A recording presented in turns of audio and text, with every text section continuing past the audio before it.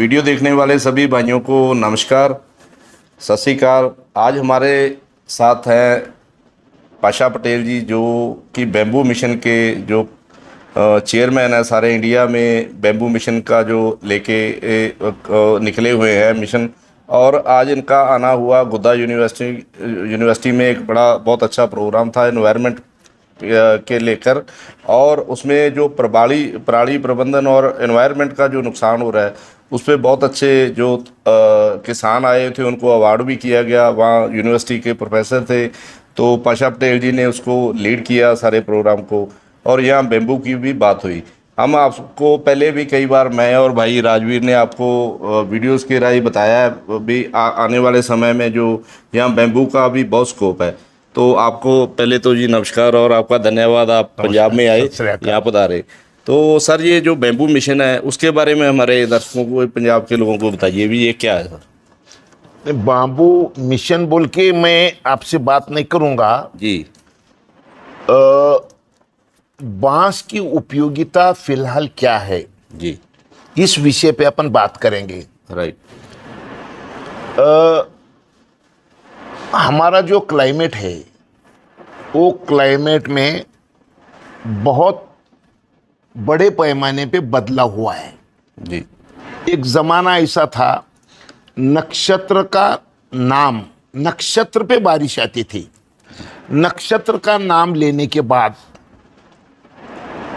उस नक्षत्र में आसमान से आने वाली बारिश, उसके बूंद की साइज और आने वाला समय और उससे गांव पे, गांव की इकोनॉमी पे क्या क्या असर हो सकता है, वो सारे हमारे बुजुर्गों ने उसके स्लोगन बनाए थे जी। आज पहले 27 नक्षत्र हुआ करते थे, अब सिर्फ 2 ही नक्षत्र है।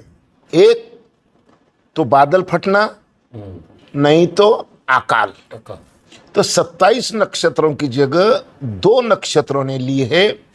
ये क्लाइमेट चेंज का ये रिजल्ट है। ये बदलाव क्या हुआ है इसका ये एक नमूना है जी। देखिए, 1750 में पहली बार इंजन बना ग्लासगो शहर में। ये इंजन जब बना तो दुनिया के लोगों को लगा था कि मानव का विकास होगा, उन्नति होगी, प्रगति होगी, तरक्की होगी। लेकिन हुआ क्या है, अब ये जो इंजन बनके 250 साल हो गया, तो 250 साल पहले ये इंजन बना तो इंजन क्या किया, इंजन ने ऑक्सीजन खाया, कार्बन छोड़ा, वस्तु बनाया। आज वो वस्तु पहनने के लिए या यूज करने के लिए पृथ्वी पे मानव का अस्तित्व रहेगा क्या नहीं रहेगा, ऐसा सिचुएशन तैयार हुआ है जी। तो जब 1750 में पहला इंजन बना तो जब 280 ppm कार्बन था, कार्बन रहना कितना चाहिए, 350 ppm। अब कार्बन हुआ कितना है, 430 ppm। और पृथ्वी पे 2 आंख, 2 कान, 2 हाथ और 2 पैर नहीं दिखेंगे 450 ppm होने के बाद। 450 ppm कब होने वाला है, 2050 में। 2050 कब आने वाला है, 24 साल में। क्या हमारी मौत 24 साल पे आके रुकी है?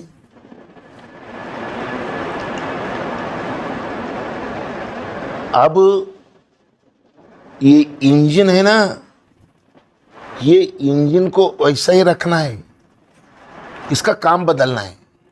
क्या काम बदल करना है, तो ये इंजन अब कार्बन खाएगा, ऑक्सीजन छोड़ेगा, टेम्परेचर करना कम करेगा, वस्तु भी बनाएगा और वस्तु पहनने के लिए पृथ्वी पे मानव जाति का अस्तित्व भी रहेगा। ये कैसा हो सकता है, ये मेरा चश्मा देखिए, ये मेरा वॉच देखिए, ये चश्मा, मेरा वॉच, ये बाम्बू का है। ये ना स्टील से बना, ना ये प्लास्टिक से बना। ये बना कैसे? मेरे खेत के बाम्बू से। ये मशीन में बना क्या? हाँ, मशीन में बना। लेकिन अगर ये प्लास्टिक और स्टील का चश्मा अगर मैं पहनता तो स्टील और प्लास्टिक तो पेट्रोलियम से बनता है, और स्टील बनने के लिए 1 टन स्टील बनने के लिए 9 टन कार्बन लगता है, कार्बन बनता है। तो ये चीज़ बनने के लिए क्या होती थी? चीज़ तो बनती थी, लेकिन इसके साथ कार्बन भी बनता था और चीज़ भी बनती थी और ऑक्सीजन कम होता था। लेकिन अब इस चश्मे में क्या हुआ? इस चश्मे में ये चश्मा बनाने के लिए मैंने जो बांस लगाया, वो बांस ने कार्बन खाया है और ऑक्सीजन छोड़ा है। और ये बांस की डंडी अब जो लकड़ी की तरह दिख रही है, इसमें कार्बन पकड़ के रखा हुआ है। यानी मानव जाति को बचाने के लिए अब कार्बन स्टोर करना पड़ेगा। कार्बन ये मेरे चश्मे के और ये मेरे वॉच में समा गया है। और अब मशीन क्या करेगी? मशीन बोल तो ये कार्बन खाएगी, ऑक्सीजन छोड़ेगी, टेम्परेचर कम करेगी, वस्तु भी बनाएगी, और वो वस्तु पहनने के लिए इंसान भी जीवित रहेगा। ये काम हमको अब करना है। आपको एक बात बताना चाहता हूँ मैं। वो बात ये है कि अभी महाराष्ट्र में, मुझे नहीं पता यहाँ क्या हो रहा है, लेकिन महाराष्ट्र में लास्ट ईयर सरकार ने कहा था 12 से 4 बजे तक घर के बाहर मत निकलो। क्यों? तो टेम्परेचर 40 से 50 तक होने वाला है जी। इस साल तो 48 हो गया, तो फिर 47 टेम्परेचर होने के बाद क्या होता है? ब्रेन, हार्ट, किडनी फेल होता है। सरकार बोलती है बाहर मत निकलो। क्यों? तो तुम्हारा ब्रेन भी ख़त्म हो सकता है, हार्ट भी और किडनी भी, इसलिए बाहर मत निकलो। लास्ट ईयर 12 से 4 बोला, इस साल कुछ लोग बोल रहे हैं हमारे पास अभी कि 10 से 4 बजे तक बाहर मत निकलो। अगले साल ये बोलेंगे 9 से 6, फिर बोलेंगे 8 से 6, फिर बोलेंगे 6 से 6, और फिर एक दिन 5 साल में एक दिन ऐसा आएगा ये बोलेंगे कि दिन में मत निकलो, रात में ही मत निकलो। ये सुन के आपको कैसा लगेगा? तो फिर ये अगर कम करना है तो करना क्या पड़ेगा? ये अगर कम करना है, टेम्परेचर कम करना है, कार्बन कम करना है, ऑक्सीजन बढ़ाना है, तो हमको सीधी सीधी 2 बातें करना पड़ेगा। एक, ग्रीन कवर बढ़ाना पड़ेगा, और दूसरा फॉसल फ्यूल जलाना बंद करना पड़ेगा। अभी हमारे प्राइम मिनिस्टर नरेंद्र मोदी जी ने कहा कि डीजल पेट्रोल कम जलाओ और सोना खरीदना कम करो। डीजल पेट्रोल जलाना बंद करो, इसका मतलब आने वाले दिनों में जो संकट आने वाला है वो संकट उन्होंने इनडायरेक्ट बता दिया है। लेकिन मैं उसके आगे जाके कहता हूँ, ये जो डीजल पेट्रोल है ये तो ज़मीन से निकला हुआ है। ज़मीन से निकाल के 1 लीटर पेट्रोल जलाओगे तो 3 किलो कार्बन तैयार होता है। ज़मीन से कोयला निकाल के अगर जलाओगे तो 1 किलो कोयला जलने के बाद 2 किलो 800 ग्राम कार्बन तैयार होता है। पेट्रोल निकालो, डीजल निकालो या कोयला निकालो, तो ये ज़मीन से जो भी निकालो तो उससे कार्बन बहुत बड़े पैमाने पे निकलता है, और तुम्हारी मौत कल के बजाय आज नज़दीक आ सकती है। तो फिर अब दुनिया में ये बात शुरू हो गई है कि फॉसल फ्यूल वर्सेस बायोफ्यूल, ये लड़ाई हमको लड़ना पड़ेगा। फॉसल फ्यूल पूरे का पूरा ज़मीन से निकलता है और बायोफ्यूल पूरे का पूरा ज़मीन के पेट से निकलता है। ज़मीन के पेट से निकलने वाला एनर्जी अब हमको बंद करना है, और ज़मीन के पीठ पे से निकलने वाली एनर्जी है उसका हम इस्तेमाल करने वाले। और इसी चीज़ को नरेंद्र मोदी जी ने कहा है, मेरा किसान अब तक अन्नदाता था, अब मेरा किसान ऊर्जादाता बन रहा है, यानी ऊर्जा अब खेती में से निकलने वाली है, ऐसा नरेंद्र मोदी जी का कहना है। और वो जल्दी से जल्दी, हम जितने जल्दी ये स्वीकार करें उतने जल्दी हम हमारी अगली नस्ल बचाएंगे, वरना हमारी नस्ल अगली बचने का कोई चारा नहीं है। तो फिर हमको अब हमको एक एक चीज़ करना है कि 33% ग्रीन कवर बढ़ाना पड़ेगा। 33% ग्रीन कवर बढ़ाना पड़ेगा। तो अब बरगद के पेड़ हो, या बरगद का पेड़ सबसे बड़ा होता है, पीपल का पेड़ सबसे बड़ा होता है। अगर ये बड़े पेड़ लगाएंगे तो इनकी छांव होने के लिए 50 साल लगेंगे। अरे तब तक तो हम जीवित रहने वाले नहीं हैं। तो फिर कम दिन में ज्यादा बढ़ने वाली ऐसी कोई चीज है क्या दुनिया में? तो दुनिया में एक ही चीज ऐसे जो फास्टेस्ट ग्रोथ जिसका होता है उसका नाम बांस है।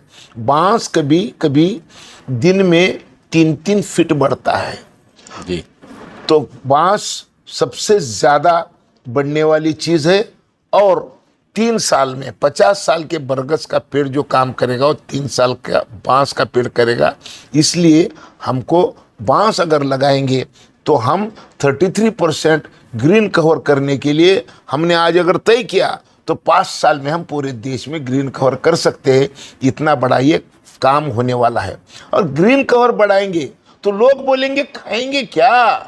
आप तो अपने खेती में इस पे खेती के साइड में भी अगर कोई वृक्ष होता है तो किसान रखने को तैयार नहीं है। उसका कारण है वहाँ चिड़ियाँ बैठेंगी, वो हमारे खेत का अनाज खाएगी, वहाँ पे बंदर आएंगे, मकड़ आएंगे, छाया होगी। ये सारी चीज़ों से डर के अपने घर में जो बंदर है उनका पेट नहीं भर रहा तो ये जानवरों के बंदर का पेट कैसे भरेगा? तो उसकी चिंता किसान को नहीं है, अपने घर के लोगों की चिंता है। और इसीलिए कोई वृक्ष रखने के लिए तैयार नहीं है। तो फिर अब वृक्ष कब रखेगा? जो वृक्ष से उसको फायदा होगा, आमदनी होगी। अब खेती के 2 प्रॉब्लम है। एक प्रॉब्लम खेती में क्या है तो बारिश कम है इस साल। अभी आपने पूरे देश भर में इस साल बारिश का एटीट्यूड कैसा है ये अगर सुनोगे तो आईएमडी ने कहा इस साल देश में बाढ़ भी होगा और अकाल भी रहेगा। बिल्कुल बिल्कुल।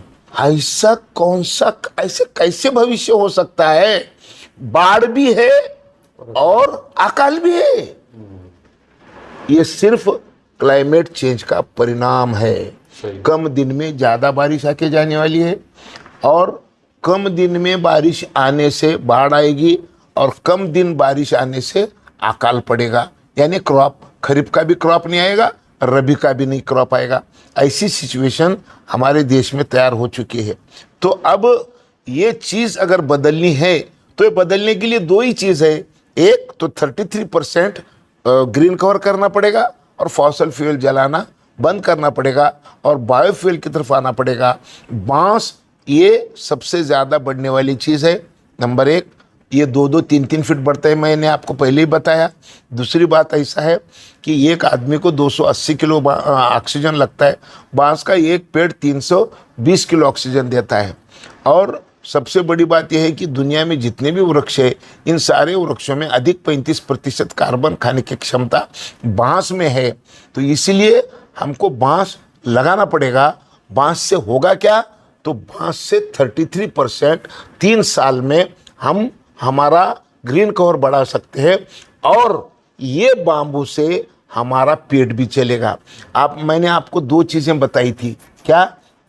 खेती में 2 प्रॉब्लम है। एक प्रॉब्लम पानी समय पे नहीं है और दूसरा प्रॉब्लम आदमी खेत में काम करने वाले लोग नहीं मिल रहे, लेबर नहीं मिल रहे। तो अब बाम्बू एक ऐसी खेती है जिसमें काम करने के लिए खेत में काम करने के लिए जो लेबर लगते हैं, बांस को एक भी लेबर नहीं लगता 3 साल। और 3 साल के बाद चौथे साल सिर्फ साल में एक बार बांस तोड़ने के लिए ही लेबर लगता है। शुगर केन 12 महीने में एक बार तोड़ना पड़ता है, उसका भी समय होता है। 3 महीने में ही वो सब तोड़ के शुगर केन देना पड़ता है। 3 महीने के बाद अगर तोड़ना बंद नहीं तोड़े तो उसको फ्लावर आता है और उसका एवरेज कम हो सकता है। लेकिन बाम्बू का ऐसा नहीं है। बाम्बू इस साल तोड़ो, अगले साल तोड़ो, अगले साल तोड़ो, 10 साल के बाद तोड़ो, इसका कोई फर्क होता ही नहीं है। तो 2 बातें ऐसी हो गई है। एक तो हमारी खेती में लेबर नहीं, तो बगैर लेबर का फार्मिंग क्या होगा? बांस होगा। पानी समय पे नहीं, तो समय पे पानी नहीं होगा तो भी क्रॉप आएगा, उसका नाम बांस है। और ड्रॉट होगा तो भी बांस का कुछ बाल बाका नहीं होगा, क्यों? तो सेकंड वर्ल्ड वार में जब हिरोशिमा नागासाकी पे जो बम गिर गए, वो बम गिरने से लोगों ने, साइंटिस्टों ने कहा था कि 100 साल यहाँ पे कोई क्रॉप नहीं आएगा, लेकिन पहले ही बारिश में वहाँ अगर कुछ उगा था तो बांस उगा था। ऐसा ही बांस का ये है, वजूद है। इसलिए हम अब बांस लगाएंगे। अब बांस से बनता है क्या है? बांस से इथेनॉल बनता है, बांस से मिथेनॉल बनता है, बांस से सारे थर्मल को कोयला भी हम दे सकते हैं। ज़मीन का जब देश आज़ाद हुआ तो 3% ज़मीन में कार्बन था, अब 0.2 0.3 ज़मीन में का कार्बन हुआ है। ये कार्बन हम बढ़ा सकते हैं कैसे? गोबर से, कंपोस्ट से। लेकिन पहले उतने जानवर हमारे पास है नहीं, तो अब फिर ये कंपोस्ट का ये कौन से कंपोस्ट से हमारा कार्बन हम बढ़ा सकते? इसको एक ही है, तो बाम्बू से चारकोल, और चारकोल अगर हम हमारे ज़मीन में डालेंगे तो ही कार्बन का परसेंटेज बढ़ेगा। वरना अब हम हमारे बच्चों को ज़मीन, उपजाऊ ज़मीन देने के बजाय हम अब हमारे बच्चों को सिर्फ हम कागज़ देंगे ज़मीन के, लेकिन वो ज़मीन उपजाऊ नहीं रहेगी, वो ज़मीन बंजर हो जाएगी। तो ये ज़मीन को उपजाऊ करने का अगर है तो उसमें कार्बन प्रमाण बढ़ाना पड़ेगा, और वो बाम्बू से ही बढ़ सकता है। दूसरी बात, अब बांस से 2000 चीज़ें बनती है। बांस से लकड़ी बनती है, बांस से इथेनॉल, बांस से मिथेनॉल, बांस से कपड़े, बांस से राइस, बांस से अचार, बांस से मुरब्बा, बांस से पेपर, बांस से फ्लोरिंग, बांस से बिजली, बांस से फर्नीचर, जो कुछ भी बनाना चाहते हो तुम, कपड़ा, ये सारी चीज़ें बांस से बन सकती है। ऐसा एक कल्पवृक्ष बांस है। और अब महाराष्ट्र में बांस लगाने के लिए 1 हेक्टर को सरकार ने 7 लाख रुपये देने का निर्णय लिया है। हमारे मुख्यमंत्री देवेंद्र फडणवीस जी ने, बहुत बड़ी बात है सर, 7 लाख रुपए 1 हेक्टर को। अब हम इंडस्ट्री बांस के आने के लिए हमने इंडस्ट्रियल पॉलिसी बनाई है, और ये इंडस्ट्रियल पॉलिसी में 5 साल में 50,000 करोड़ रुपये हम बांस में इन्वेस्ट करने वाली है सरकार। और तीसरी बात, अब कुछ बड़े किसानों को पैसे देने के लिए तो 86% 2 हेक्टर से कम किसान हैं, तो 2 हेक्टर के किसान को हम 2 हेक्टर वाले किसान को हम 7 लाख रुपए देते। जो बड़े किसान हैं उनको हम पैसे नहीं दे सकते, तो बड़े किसानों को पैसे देने के लिए हमने एशियाई बैंक से 4350 करोड़ रुपए का लोन गवर्नमेंट ऑफ महाराष्ट्र ने लिया है। अब वो हम किसानों को, बड़े किसानों को देने वाले हैं। ऐसा जो महाराष्ट्र में देवेंद्र फडणवीस जी की सरकार ने जो किया है, ऐसे ही निर्णय अगर पंजाब में लेंगे तो पंजाब का किसान भी बचेगा, खेती भी बचेगी, और बाम्बू की खेती बढ़ेगी। बाम्बू की खेती बढ़ने से ग्रीन कवर बढ़ेगा, एनवायरनमेंट ओके होगा, और ज़मीन के पेट से निकलने वाली ऊर्जा अब बांस से निकलेगी। देखिए, थर्मल अगर हमको चलाना है तो थर्मल को कोयला लगता है। 1 किलो कोयले की कैलोरीफिक वैल्यू 4000 है, बांस की भी 1 किलो की कैलोरीफिक वैल्यू 4000 है। 1 किलो बांस जलाओ कि 1 किलो कोयला जलाओ, कोयला जलाओगे तो 33% ऐश पर निकलेगा, और बांस जलाओगे तो 3% ऐश निकलेगा। 1 किलो कोयला जलाओगे तो 2 किलो 800 ग्राम कार्बन छूटेगा, और 1 बाम्बू से अगर थर्मल चलाओगे तो हवा में का कार्बन कम होगा। ऐसी बहुत सारी चीज़ें हैं। तो इन सारे विषयों को मद्देनज़र रखते हुए अगर मानव जात अगर बचानी है तो 2 ही लाइन है। एक लाइन 33% ग्रीन कवर बढ़ाओ, और दूसरा फॉसल फ्यूल के बजाय बायोफ्यूल करो, और ये दोनों भी चीज़ें बांस से हो सकती है। इसलिए हमको बांस में काम करना पड़ेगा। बांस है तो सांस है। तो दोस्तों, पाशा पटेल जी को बैम्बू मैन ऑफ इंडिया भी कहा जाता है, और इसीलिए हम चुप रहे क्योंकि बहुत बड़ा विषय है और समय थोड़ा है, भी लगातार ये आपको कुछ ना कुछ बता सकें। आने वाले समय में सर पंजाब में भी और हिमाचल और हरियाणा में आपने सोचा है भी चंडीगढ़ में कोई जो प्रोग्रेसिव फार्मर है उनकी मीटिंग का विचार कर रहे हो सर आप? आज हम राजविंदर सिंह जी से बहुत एक बात तफसील से बताई है। वो ये है जी कि आज के जो यहाँ पे जो मीटिंग हुई, इस मीटिंग में एक्स-एमपी भूपेंद्र सिंह मान जी और बलवीर सिंह राजेवाल जी भी आए थे। एक ज़माने में 1980 में जब उफान में था खलिस्तान, हाँ जी। आंदोलन, हाँ जी। तभी भी ये दो नेताओं ने 2 लाख किसान राजभवन पे लेके, जब घर के बाहर निकलने के लिए लोग डरते थे, ऐसे माहौल में 2 लाख किसान कनक के विषय पे राजभवन लेके बैठे थे। तो ऐसे 2 किसान नेता अब ये विषय किसानों को समझाने के लिए आज की मीटिंग में आए थे। तो अब हम जल्दी ही पंजाब में और एक व्यापक मीटिंग लेंगे और पूरे पंजाब, हरियाणा और हिमाचल में बांस प्लांटेशन का काम बड़े पैमाने पे करेंगे। जो जो स्कीम देवेंद्र फडणवीस जी ने महाराष्ट्र में की है, वो सारे की सारी योजना केंद्र सरकार की है। तो हमारे पास भी केंद्र का पैसा है, वही केंद्र का पैसा है, तीनों राज्य में लाने का है। सिर्फ कोई तो काम करना है, कोई तो आगे चलना है, और आगे चलने के लोग आएंगे, इतना विश्वास मुझे है। और इतना कहते हुए बहुत जय बहुत हिंद, जय धन्यवाद भारत। जी, सारे वीडियो देखने के बाद।